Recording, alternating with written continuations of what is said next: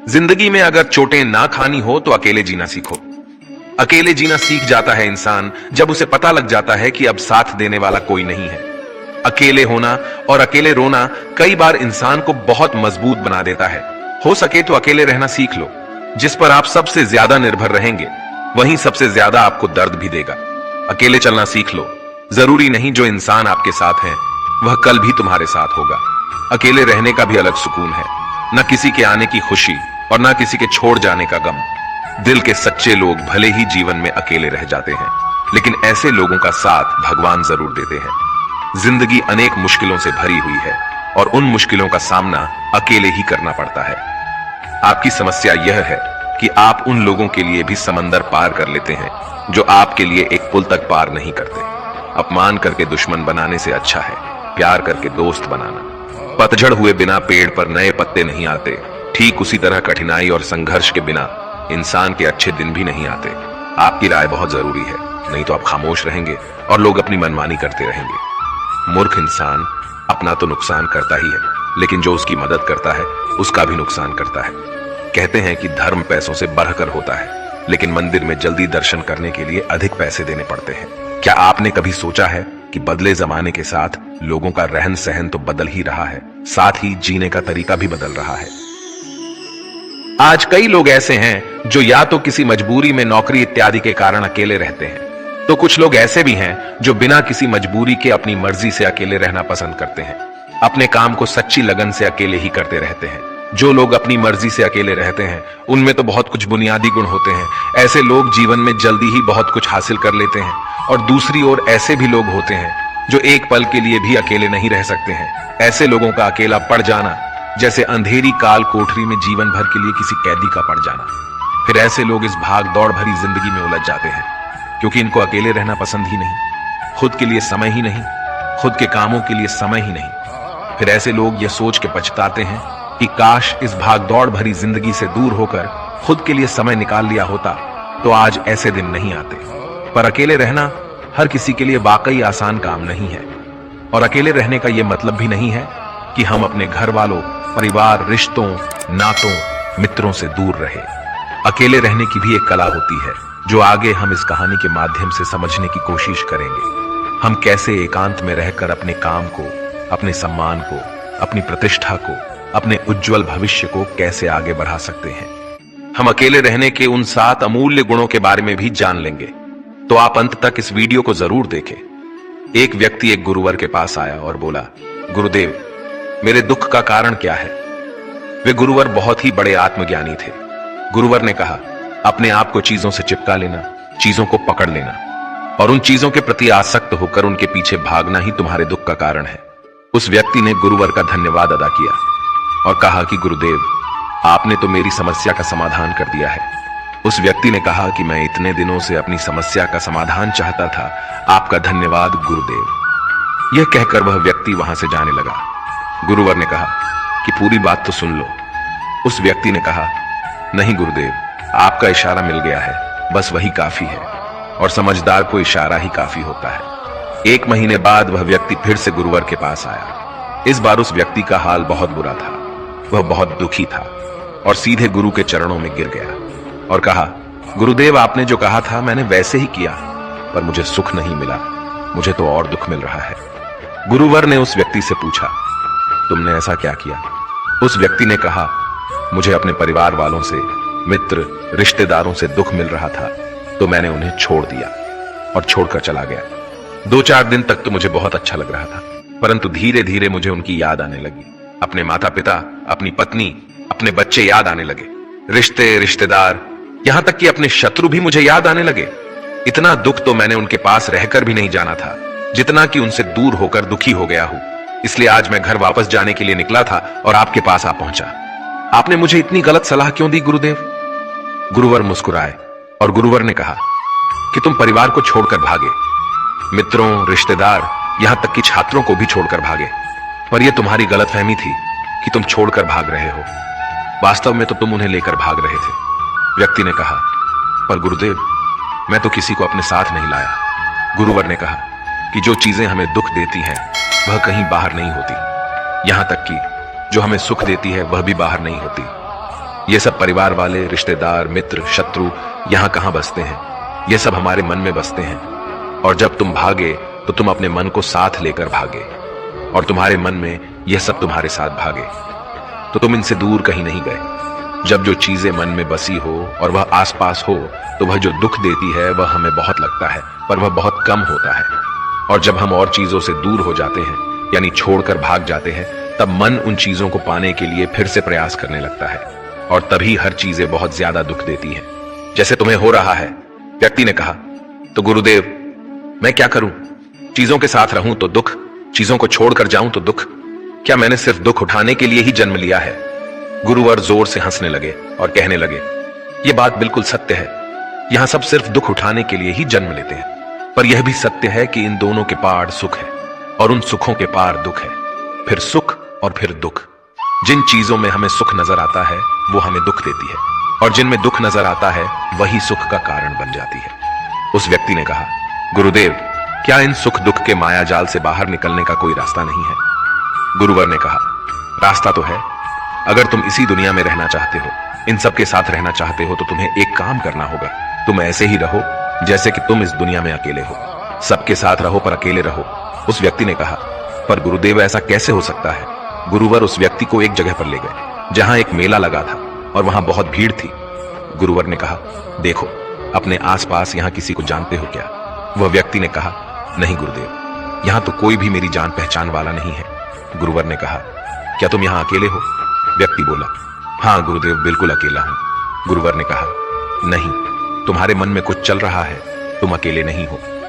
फिर उस व्यक्ति ने कहा, हां मैं जल्द से जल्द अपने घर जाना चाहता हूं, अपनी पत्नी से, अपने बच्चों से, अपने माता पिता से मिलना चाहता हूं, और अपने मित्रों से मिलना चाहता हूं।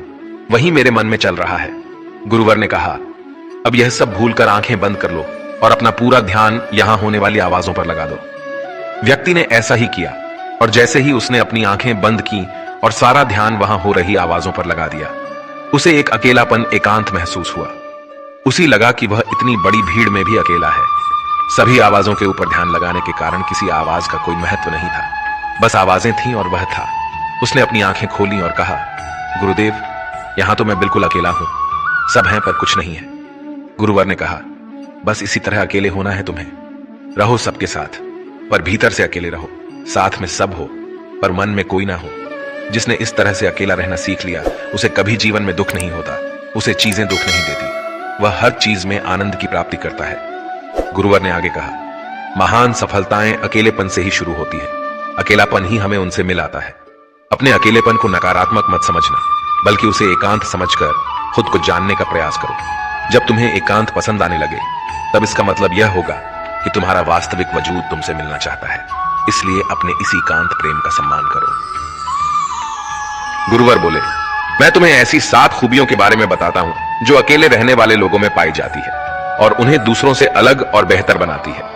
गुरुवर ने कहना शुरू किया, पहली खूबी जो एकांत में रहने वाले लोगों में पाई जाती है वो यह है कि ऐसे लोग दूसरों की तुलना में खुद के प्रति ज्यादा जागरूक होते हैं।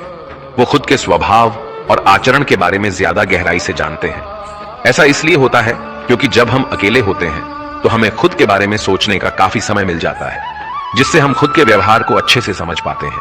एकांत में रहने वाले लोग खुद की कमजोरी और ताकत को भी अच्छे से जान पाते हैं, जिससे वो दूसरे लोगों की तुलना में किसी भी खराब परिस्थिति का सामना ज्यादा अच्छे से कर सकते हैं। गुरुवर ने कहा, अकेले रहने वाले लोगों की दूसरी खूबी यह है कि यह सकारात्मक सोच वाले लोग होते हैं। जब बहुत से लोग हमारे साथ होते हैं तो वहां एक दूसरे की तुलना, जलन, घमंड, लालच जैसे कुविचार अपने आप ही मन में आने लगते हैं, और फिर इंसान इन विचारों के बस में आकर उल्टे सीधे काम करने लगता है। हालांकि ऐसा नहीं है कि एकांत में रहने वाले लोगों के मन में यह विचार नहीं आते, लेकिन वह क्योंकि अकेले है इसलिए दूसरों की तुलना, जलन, घमंड जैसे विचार उनके मन में दूसरों की तुलना में थोड़ा कम आते हैं। साथ ही अकेले रहने की वजह से उन्हें खुद के बारे में सोचने का ज्यादा समय मिल जाता है, जिससे वो अपने नकारात्मक विचारों को पहचान कर उन्हें कम कर सकते हैं, जिसके कारण ऐसे एकांत में रहने वाले लोग ज्यादा सकारात्मक होते हैं। अकेले रहने वाले लोगों की तीसरी खासियत यह होती है कि ये लोग ज्यादा अनुशासित और आत्मनिर्भर होते हैं, क्योंकि अकेले रहने वाले लोगों को अपने ज्यादातर काम खुद से ही करने पड़ते हैं, इसलिए यह दूसरों की तुलना में ज्यादा आत्मनिर्भर होते हैं। साथ ही ऐसे लोगों को दूसरों का काम भी पसंद नहीं आता। ये अपना काम खुद करने पर ही भरोसा रखते हैं। साथ ही ये लोग कोशिश भी करते हैं कि दूसरों से कम सहायता लेनी पड़े, क्योंकि ऐसे लोग आत्मनिर्भर और अपने काम को लेकर स्पष्ट होते हैं। इसलिए ऐसे लोग अनुशासित भी होते हैं। ये अपने समय की कद्र करते हैं और दूसरों का भी समय बर्बाद नहीं करते हैं। अकेले होने की वजह से ऐसे लोग एक निश्चित दिनचर्या का पालन भी करते हैं, जिससे ये लोग ज्यादा व्यवस्थित होते हैं और ये भी इनके अनुशासित होने का एक कारण है। गुरुवर ने आगे कहा कि अकेले रहने वाले लोगों की चौथी खासियत होती है कि ये लोग किसी भी चीज के बारे में बड़ी ही गहराई से सोच सकते हैं। किसी भी चीज के बारे में बड़ी बारीकी से और गहराई में जाते हैं। ये अकेले रहने वाले लोगों की सबसे बड़ी खासियत होती है। इसलिए जितने भी लेखक, कवि और बड़े बड़े काव्यों की रचना हुई है, उन सभी को एकांत में रहना पसंद था, क्योंकि जब कोई व्यक्ति एकांत में होता है तो वो अपने अंदर की आवाज सुन पाता है। जितने भी बड़े आविष्कार हुए हैं, उन सब की शुरुआत एकांत में हुई थी, क्योंकि एकांत में रहकर ही किसी भी चीज के बारे में बड़ी बारीकी से सोचा और समझा जा सकता है। गुरुवर ने कहा, एकांत में रहने वाले लोगों की पांचवी खूबी यह है कि इनका व्यक्तित्व सबसे अलग, सबसे हटकर होता है। और वे लोग जो ज्यादातर दूसरे लोगों के साथ रहते हैं या अकेले रह नहीं पाते, वो कितनी भी कोशिश कर लें, लेकिन जाने अनजाने में ही सही, लेकिन दूसरों के साथ व्यक्तित्व का कुछ हिस्सा उनके अंदर आ ही जाता है। दूसरों की आदतें, दूसरों के विचार उनके अंदर प्रवेश कर ही जाते हैं, जिससे उनके व्यक्तित्व में वो अनूठापन, वो निरालापन नहीं आ पाता। उनका व्यक्तित्व कई सारे लोगों के व्यक्तित्व का मिश्रण होता है और एकांत में रहने वाले लोग अपना ज्यादातर समय अपने साथ बिताते हैं, इसलिए दूसरों की बातों और विचारों से बहुत ही कम प्रभावित होते हैं। इनके अपने जीवन को जीने के खुद के बनाए नियम और कायदे होते हैं, जिनका यह पालन करते हैं। यह किसी से भी आसानी से प्रभावित नहीं होते, इसलिए ऐसे लोगों की शख्सियत सबसे हटकर और सबसे अलग होती है। इसलिए इनके व्यवहार में एक अलग ही निरालापन होता है, जो किसी दूसरे व्यक्ति को पसंद आ भी सकते हैं और नहीं भी। गुरुवर बोले, छठी खासियत जो एकांत में रहने वाले लोगों में पाई जाती है, अकेले रहने वाले लोगों के दूसरे के साथ रिश्ते गहरे और मजबूत होते हैं। हालांकि अकेले रहने वाले लोग ज्यादा लोगों से अपने संबंध नहीं बनाते, लेकिन ये जितने भी लोगों से संबंध बनाते हैं, सच्चे दिल से बनाते हैं। ऐसे लोगों के बहुत ही कम दोस्त होते हैं, लेकिन जितने भी होते हैं, ये उनसे अपनी दोस्ती पूरी ईमानदारी से निभाने की कोशिश करते हैं। अक्सर लोगों को यह लगता है कि एकांत में रहने वाले लोग बहुत कम बात करते हैं, लेकिन उनसे पूछिए, जिनसे यह दिल से जुड़े होते हैं, उनसे कितनी बातें करते हैं। ऐसे लोग इन्हें अपना मान लेते हैं और वो इनके सामने अपनी पूरी दिल की बात रख देते हैं। अकेले रहने वाले लोग बहुत ही कम लोगों के साथ संबंध तो रखते हैं, लेकिन जरूरत पड़ने पर वह अपनी तरफ से पूरी मदद करने के लिए भी तैयार रहते हैं। इसलिए इनके रिश्ते कम लोगों से तो होते हैं, लेकिन जिनके भी साथ होते हैं बहुत मजबूत होते हैं। सातवीं खासियत यह होती है कि अकेले रहने वाले लोग मानसिक तौर पर और भावनात्मक रूप से बहुत मजबूत होते हैं, क्योंकि उन्हें पता होता है कि अगर आज कोई समस्या उनके ऊपर आ जाती है तो उन्हें अकेले ही उस समस्या से निपटना पड़ेगा। ऐसा बार बार करने से उनके अंदर खुद के प्रति आत्मविश्वास बढ़ जाता है, और आत्मविश्वास व आत्मसम्मान के बढ़ने से वे मानसिक और भावनात्मक तौर पर और मजबूत होते चले जाते हैं। और वे लोग ये मान लेते हैं कि ऐसी कोई समस्या नहीं है जिसे वह अपने दृढ़ और इच्छा शक्ति के दम पर हरा न सके। और यही एक ऐसी सोच होती है जो दूसरों से उन्हें अलग बनाती है। इतना कहकर गुरुवर चुप हो गए और उस व्यक्ति ने कहा, गुरुदेव, आपकी सारी बात ठीक है, लेकिन यह कब कहा जा सकता है कि अकेलापन एक वरदान है? यह सुनकर गुरुवर ने कहा, अकेलापन हमेशा से ही एक वरदान रहा है, अगर हम उस समस्या को पूरी एकात्मता के साथ उपयोग कर पाए। जब हम दुनिया के लोगों के साथ होते हैं तब हम भीड़ का हिस्सा बनते हैं, लेकिन जब हम अकेले होते हैं तब हम खुद के साथ होते हैं। तभी हम अपने समय का सदुपयोग, खुद का आकलन, खुद के शौक, सभी बातों पर अच्छे से ध्यान दे सकते हैं, अपनी कमजोरियों पर भी काबू पा सकते हैं, या ऐसा कह सकते हैं कि सच में अच्छाई की राह और इंसानियत की मंजिल भी पा सकते हैं। उस व्यक्ति को गुरुवर की बात समझ आई और वह गुरु का धन्यवाद कर अपने घर चला जाता है। इससे हम इतना तो समझे कि जिन जिन चीजों को हम पाना चाहते हैं वह तब तक हमें दुख देती है जब तक कि हम उसे पाना लें, और जब हम उसे पा लेते हैं तब वह फिर से हमें दुख देती है कि वह कहीं हमसे छूट न जाए, और जब वह हमसे छूट जाती है तब वह फिर से हमें दुख देती है। उसके जाने का दुख जो बहुत गहरा होता है। जीवन भर हम एक चीज को पकड़ते हैं, फिर दूसरी चीज को पकड़ते हैं, फिर तीसरी चीज को पकड़ते हैं और पीछे की चीजों को विदा करते रहते हैं। इसी तरह हम सुख को पकड़ते हुए दुख को पकड़ते ही चलते हैं। पर जिस व्यक्ति ने अकेला रहना सीख लिया तो वह परिवार में, समाज में सब कुछ करते हुए आनंद की प्राप्ति करते रहते हैं। सारे कार्यों को पूरा करते हुए सुख से जीता है और जीवन को आनंद से व्यतीत करता है। दोस्तों, इस वीडियो में बस इतना ही। आशा करते हैं कि आपको इससे बहुत कुछ सीखने को मिला होगा। मिलते हैं आपको अगली वीडियो में। तब तक के लिए अपना ख्याल रखें। धन्यवाद।